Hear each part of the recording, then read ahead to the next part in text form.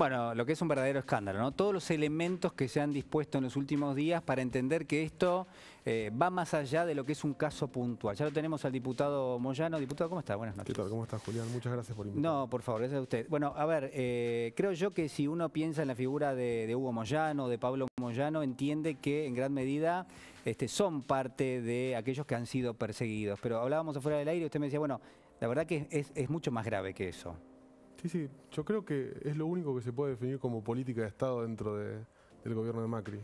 Es una cosa que ha sido sistemática, no solamente lo que salta ahora de que muchos fuimos espiados. En mi caso también fui espiado, un secretario mío, una persona ligada al sindicato de peajes también que estaba con su mail y su teléfono siendo espiada, sino la sincronización que había con periodistas y medios de comunicación para la persecución. Y bueno, los fines eran políticos. Sí.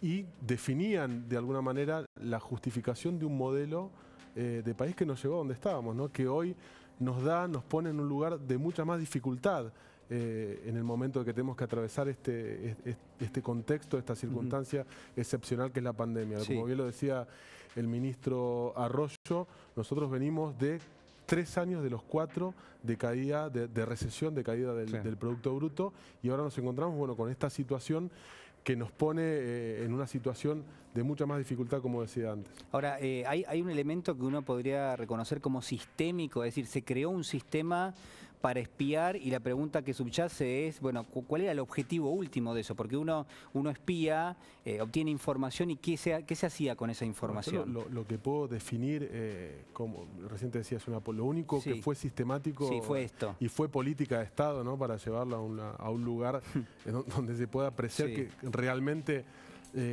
lo que se intentaba era la polarización, lo que se intentaba decir era todos los de la oposición que sostienen este modelo de país son malos y nosotros somos los buenos que nos ponen palos en la rueda y por eso no podemos tener los resultados económicos que tenemos. Lo que te puedo definir como una lectura política bastante superficial, pero en definitiva fue eso lo que vivimos. Las excusas, las causas inventadas, no solamente a la expresidenta, que la llevaron a un punto donde extorsionaban a la familia, se llama el lawfare, ¿no? Buscando el punto más débil. Hoy lo hablaba justamente con mi padre y le decía, ellos buscaban, ni siquiera atacaban, no digo que Pablo no sea el representante y que tenga poder en el sindicato de camioneros, pero lo buscaban más a Pablo que a Hugo, porque buscaban el punto débil, el punto más sensible y emocional. Lo vimos con la expresidenta, que llegaron a meterla a la hija, que no tenía nada que ver, que nunca participó en política, porque en definitiva alguien que está en política tal vez está acostumbrado, no a semejante cosa, pero sí a las presiones, a las tensiones, porque uno es parte de eso y es protagonista de un mundo donde muchas veces se dan esas tensiones, están acostumbrados a que les inventen fake news, pero no a este punto. Esto ya superó todos los límites. Creo que es un escándalo institucional y en la medida que se vaya conociendo más en profundidad nos vamos a dar cuenta que es un escándalo histórico. Lo cierto es que también rememorando un poco, quizás un capítulo muy anticipado a esto, hace ya mucho tiempo, fue el del juez Carzoglio, ¿no? Que él denunció que lo habían ido a apretar directamente. ¿Para qué? Para tratar de influir y para tratar de meter preso a Hugo Moyano. Bueno, fue un caso que no tuvo demasiada repercusión mediática porque en ese momento el sistema de medios, seamos sinceros, respondía al mismo objetivo, creo, o por lo menos acompañaba. Llegaron al punto que cuando el juez tenía que resolver sobre la detención de Pablo Moyano, se presentaron 2 agentes jerárquicos de la AFI para pedirle directamente, según la manifestación del juez, la detención. Y hoy nos enteramos por un informe de un canal que en ese momento tal vez era parcial, que la celda que estaba preparada para Pablo Moyano tenía micrófonos y cámaras.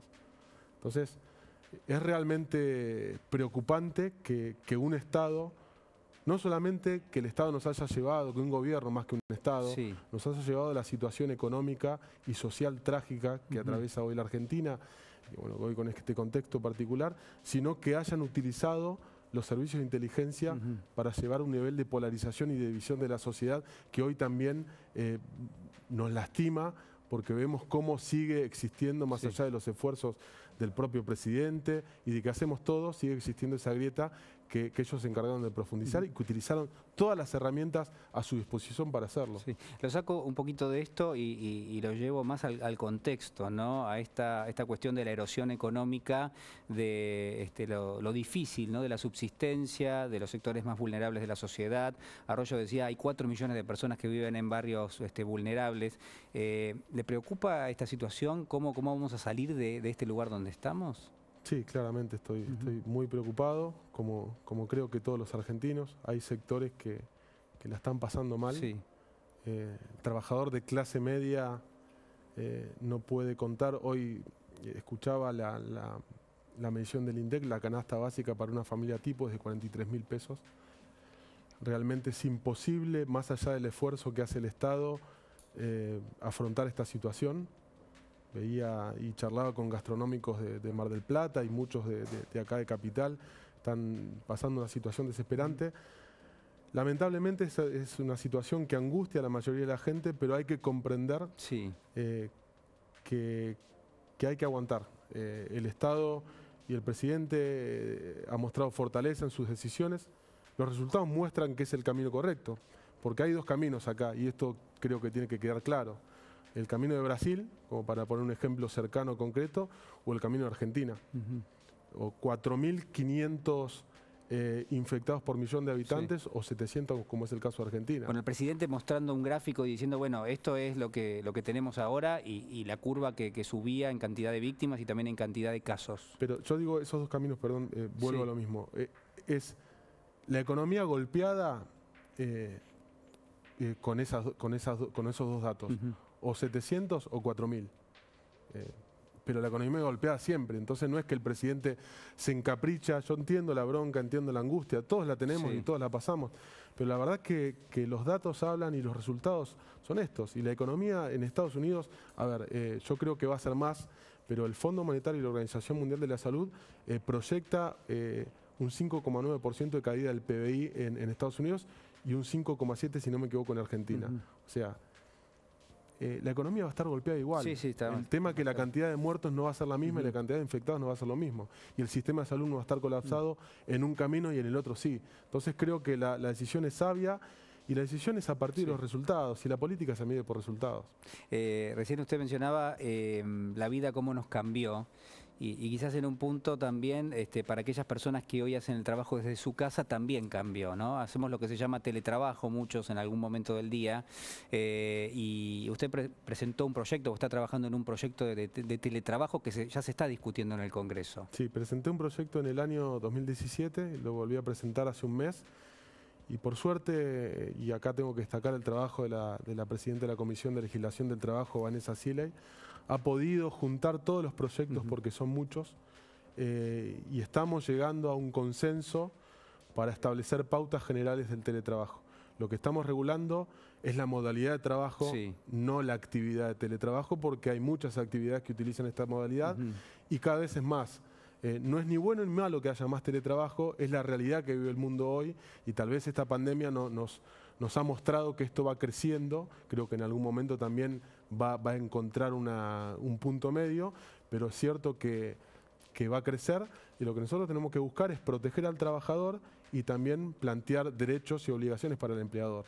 Y lo que hicimos es garantizar un piso para que después en las convenciones colectivas en las que esté encuadrado cada trabajador que utilice esta modalidad en determinada actividad plantee beneficios o más derechos. Pero lo que se hace es justamente eso y estuvimos con el ministro Moroni.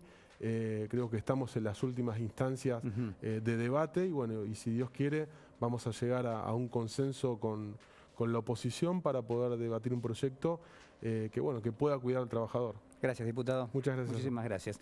Compartimos algunas definiciones del presidente. Habló también del tema Vicentín. Escúchelo.